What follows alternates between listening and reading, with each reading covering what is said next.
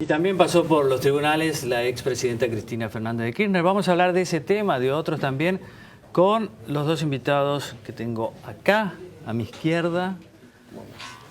Fernando Iglesias, periodista, escritor, autor de un libro que es un bestseller, Es el peronismo estúpido, que ya lleva vendido, ¿cuánto? 45.000 ejemplares. Estamos en el arriba de los 50 ya. O sea que hiciste un buen ahorro. Menos mal.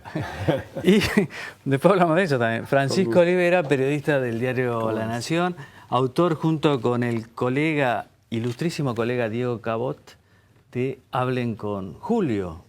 Es un libro sobredebido, pero ese Hablen con Julio vos lo sacaste de algo que decía siempre Néstor, ¿no? Claro, porque era una manera de describir un esquema de poder en realidad. No era una biografía específicamente. Iba alguien y decía, quiero esto, y él le Claro. decía, hablen con Julio. Sobre todo en el gobierno de él, ¿no? Después cambia un poco la cosa, pero al principio era muy simple y muy vertical todo, ¿no? Y vos escribís siempre los sábados. Yo soy un gran lector de tus, no gran, habitual lector de tus columnas de los sábados. Un lamento. Y vos siempre hablás, ¿no? Me gustan mucho, son muy simpáticas y con mucha información. Siempre hablás de que esto se va a arreglar cuando empiecen a citar a los empresarios, ¿no? Bueno, ya la semana pasada hubo dos que se arrepintieron de haberse arrepentido, pareció, ¿no? Porque ante la prensa habían dicho que habían participado o habían visto pasar valijas o comisiones, y después en la justicia Héctor Méndez y Juan Chediak un poco relativizaron todo. Yo lo que digo es que es un sistema, como te decía. Entonces, hasta que no haya sanciones, incluidos empresarios, es difícil que se solucione, porque todo sigue funcionando y es como que se va depurando la técnica, se va sofisticando y funciona con una inercia que ya está establecida hace mucho tiempo. Ahora, Fernando, en ese club de la obra pública también participaron las empresas de Macri, o sea que acá muchos tienen datos, ¿no? ¿De cuál Macri? De Franco Macri. Franco Macri, sí, Y por lo Ángelo. menos, sí. Sí, parece que sí. Y desde luego tiene que haber una investigación profunda que no se quede solamente en la política. No queremos solamente ver a Cristina presa, no queremos venganza, no queremos revancha. Queremos justicia y queremos un país. Y eso incluye que, por supuesto, hablábamos recién con Francisco, el ejemplo en Brasil, donde el que era probablemente uno de los empresarios más poderosos terminó en la cárcel. Me parece que esto se tiene que cortar y se tiene que cortar de cuajo. Y la política tiene, déjame decir esto, la política tiene una responsabilidad doble, porque el que roba, roba, pero el que roba en nombre de la patria y hablando de derechos humanos y redistribución de la riqueza, mientras le mete la mano en el bolsillo a los ciudadanos, ese merece, digamos, de la época de la teoría de los dos demonios, la discusión de eso, ¿no? Acá también se aplica, ¿no? Claro, cuando claro, se hace desde el Estado es mucho más grave. vos tocás un punto interesante, que muchas veces algunos políticos kirchneristas tratan de disipar la responsabilidad culpando a otros. Los invito a ver un videíto donde Cristina Fernández de Kirchner pide una auditoría de la obra pública. Ah, genial. Me parece que a partir de las acusaciones que hay y a partir de las decisiones que ha tomado el gobierno en cuanto a redeterminación de obra pública, lo que hay que hacer es una auditoría de corte para determinar exactamente si hubo sobreprecios en toda la obra pública, cómo se fijó ese sobreprecio y quiénes fueron los beneficiarios de ese sobreprecio, si realmente se quiere saber. El problema es que esa auditoría ya se había hecho, ¿no? Sí. Y arrojó que Lázaro Báez había sido el número uno. Hay una cosa, a mí esto el gobierno ya le contestó, le dijeron el número uno en Lázaro Báez, 50% de sobreprecios, que debe ser otro de las peculiaridades y de los récords argentinos de los que sería mejor no tenerlos. Y el primero en cobrar, ¿no? Y el primero en cobrar, además, porque los demás se van. Pero a mí la que más me indignó de todas las declaraciones de nuestra expresidenta fue la de que era una persecución política. En realidad, acá lo que hay es una persecución basada en el Código Penal, como debe ser. Y la segunda es la impunidad. Dice, porque a De la Rúa nadie lo va a buscar. Porque yo hice la redistribución de la riqueza y como redistribuí la riqueza a mí me persiguen y a De la Rúa no. Yo por los 30 muertos, dice. A mí me gustaría, es un poco pretencioso siempre la fórmula de dirigirse a la presidenta de la Nación, pero lo voy a usar el recurso retórico. Si uno se va a indignar por los muertos de diciembre de 2001, por lo menos debería saber la cifra. Y los muertos del 2001 son 38, no 30. Y los muertos de la Plaza de Mayo, que ella habla de los muertos de la Plaza de Mayo, los 30 muertos de la Plaza de Mayo, en la Plaza de Mayo murieron 3 personas y una en Congreso. Es decir, el total de los muertos en el único distrito bajo el mando de la policía, que está bajo el comando de la Rúa, fue 7 personas. Los muertos fueron 38 y 25 murieron en provincias gobernadas por el peronismo. 11 en Santa Fe, 10 en Buenos Aires, 3 en Córdoba y 4 en Córdoba y 3 en Tucumán. 25 muertos. Ahora, yo no creo ni que el gobernador, ni que Reutemann, ni que De la Sota, ni que Rucauf, una persona que detesto, pero tampoco creo que haya dado la orden de matar. Pero a mí me parece que esta cosa de mezclar todo y de seguir... ¿Y quién fue el único que fue procesado por la violencia en diciembre de 2001? De la Rúa. Y el único preso, Martov, secretario de Seguridad de la Rúa. Si vamos a hablar de impunidad, hablemos, señora presidenta, del sesgo peronista, porque siguen hablando de los 38 muertos de la Rúa cuando 25 fueron en otras provincias. Sería bueno que la presidenta, que tiene una responsabilidad, no ande revoleando muertos por ahí como hace, ¿no? Claro, lo que hay que tener siempre, me parece a mí, interpretándolo a ustedes dos, es un cuidado. Por un lado, ver todo el sistema, pero por el otro lado, que ese sistema no diluya las responsabilidades concretas de cada uno. No, porque todos dicen, Báez dice, no, pero no era el único. Mirá, López va a decir, pero no era el único. Mira, me peleé por Twitter con alguien que respeto mucho, que es Alconá, que también escribió una nota sobre ese, el sistema. Le digo, mira, si el sistema... Bueno, yo creo que muchas polémicas argentinas se solucionarían dejando de leer a los posmodernos y a carta abierta y yendo a Aristóteles, que hablaba de condición necesaria y suficiente. Sí, es condición necesaria que el sistema esté mal y hay que reformar el sistema para que no vuelva a pasar y hay que mejorar el sistema de obra pública, hay que hacer muchas cosas. Ahora, el mismo sistema produjo de un lado a presidentes como Ilia, como Frondizi, como Alfonsín, como De la Rúa, de quien se puede decir muchas cosas, pero no que se enriqueció en la política. Y del otro lado produjo a Carlos Menem, a Néstor Kirchner y a Cristina Kirchner. Los muchachos que quieren la renovación podrían empezar a hacer alguna autocrítica, ¿no? Porque solo el sistema no es. Francisco, ¿cómo lo ves? Coincido, sí, porque creo que es un problema moral en realidad. En el fondo de todo es un problema moral que tiene que ver con cuestiones internas de cada uno. Lo que pasa es que cuando no hay sanciones, eso prolifera, ¿no? Pero, por ejemplo, en Brasil...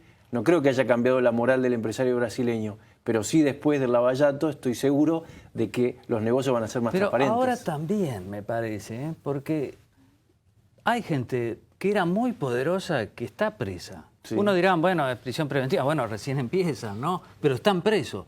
Eso no se pensaba que podría suceder hasta hace poco tiempo. No, por eso digo que después de esto seguramente va a cambiar el sistema. Claro, van a portarse mejor. Claro. Los funcionarios, por lo menos. Yo creo que lo que está pasando en una escala menor, porque lo del genocidio fue la página más negra de la historia argentina, pero con la dictadura de Videla, los argentinos aprendimos el valor de la palabra democracia, que estaba desgastado, porque en los años 70, de derecha y de izquierda, todo el mundo decía la democracia formal. Cuando se cayó la democracia tuvimos lo que tuvimos. Y aprendimos el valor de la democracia, o sea, el valor de poder elegir a nuestros gobernantes, por decirlo así. Ahora, el problema es que ahí no se termina el problema político, porque si después el gobernante que elegís no se considera presidente de una república, sino monarca, viene autoritarismo, desgaste de las instituciones, ruptura de las instituciones y corrupción que vienen de la mano. Yo creo que esto puede ser fundacional para la República, para que entendamos que necesitamos una democracia, pero una democracia republicana, con control del Parlamento, que cuando decimos la República no es un argumento de señoras gordas que toman el té con masitas, es algo en lo que nos va la vida, porque si no hay control... A ver, estuvo denunciado por Leandro Despuy lo que iba a pasar en 11. Si le hubiéramos hecho caso, eran 52 muertos menos, no es un chiste. ¿No? Sí. No solo la auditoría, sino que el propio concesionario tiene un descargo para decir por qué no pagamos las multas y hace una descripción que es casi autoinculpatoria porque dice no funcionaba esto, las vías estaban en mal estado, todo parece, ya estaba un año antes, estaba dicho por el propio concesionario. Le cambio el tema, ustedes que son periodista, escritor, ¿vieron ustedes lo de la demanda de los panelistas de 678? Quieren que el Estado los indemnice porque se consideran trabajadores en relación de dependencia con la Radio Nacional en algún caso, porque también son periodistas de radio, fueron periodistas de Radio Nacional, en otro caso con Canal 7. 25 millones de pesos piden. Sí, en general... ¿Qué piensan ustedes? El reclamo en general es más por Radio Nacional porque el otro es un contrato con una productora, ¿no? Sí. Yo creo que es muy posible que lo ganen porque la ley a veces, en este caso, tiene una zona gris, que es un periodista militante, no diferencia un periodista militante de un periodista... Pero en una radio privada, ¿lo ganarían? Si la radio fuera privada. Mira, hay varios... Las radios se van a fundir Hay todas, varias cosas ¿no? raras también. Yo no sé si la ganan tan fácil. Yo no estudié a fondo, pero me parece que renovaron los contratos antes de que se vencieran los anteriores. Y se venció cuando ya se sabía que la próxima administración no iba a ser del kirchnerismo, sino que habían perdido las elecciones, se les alarga el contrato, se les aumenta los sueldos. Digo, a mí me parece lo más importante de todo esto es que es verdaderamente escandaloso, gente que hablaba del rol del Estado. Yo creo que está bien que el Estado tenga... nadie puede dudar del carácter liberal de, por ejemplo, del Reino Unido, y sin embargo todo el mundo toma como modelo la BBC.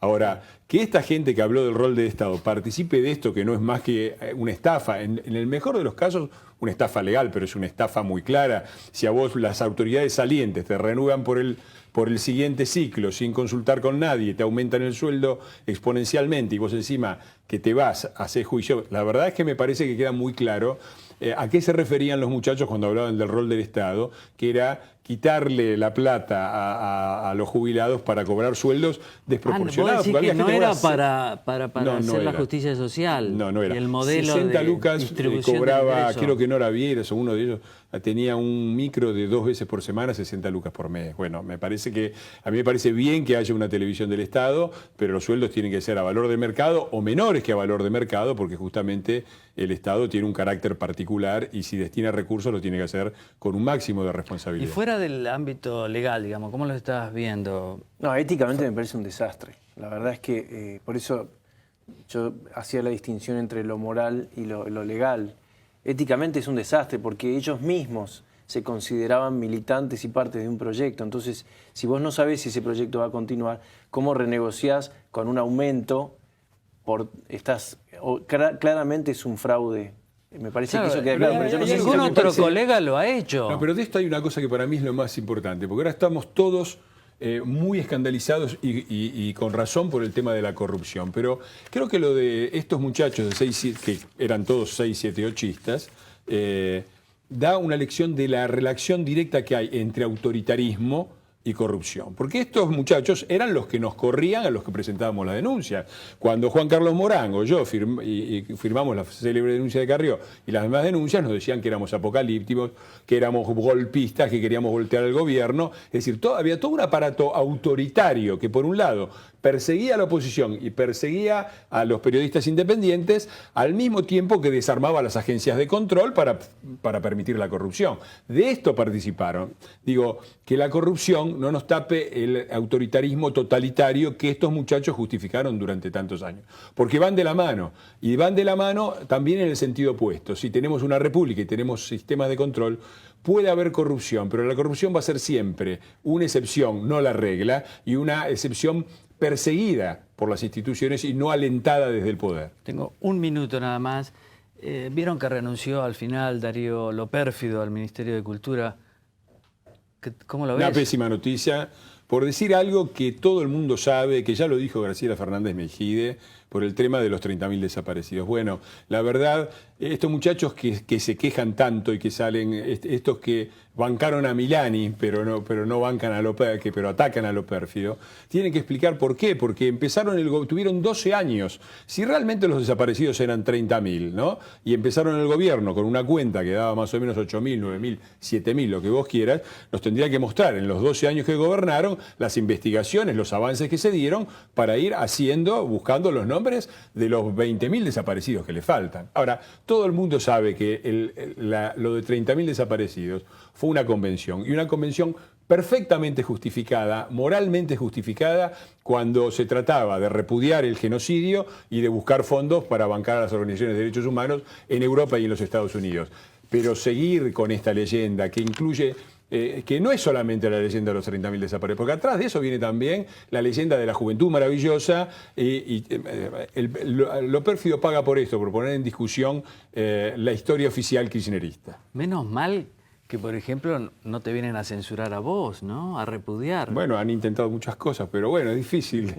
Soy medio o sea que si te dan un cargo, si tomás un cargo, tenés cuidado porque pueden venir todos estos artistas y demás. Mira, yo vengo sufriendo la persecución. Yo me fui de la Cámara, o no fui reelegido en la famosa elección del 2011 con el 54% de Cristina. Desde entonces no tuve fueros y seguí diciendo lo mismo que dije cuando era diputado y tenía fueros. No me voy a asustar ahora. A lo pérfido, Sí. la verdad que me duele que por decir un número que se acerca más al real que al mito, como decían ustedes, uno tenga que pagar un costo. Yo la información que tengo es que es una excusa en realidad, que él tenía enemigos adentro mismo del macrismo y que incluso ya tenía reemplazante. Nos vamos con esto. Primero, pero hay algunas fotos de artistas que han repudiado a lo pérfido que aparecen, por ejemplo, bancando a Aníbal Fernández.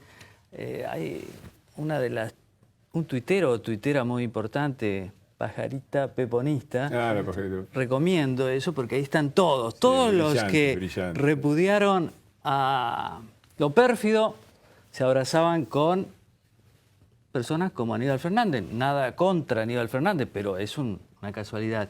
Les agradezco mucho. Vamos a unos mensajes y después está con nosotros Momo Venegas para hablar de sindicalismo, de reactivación, de otras cosas.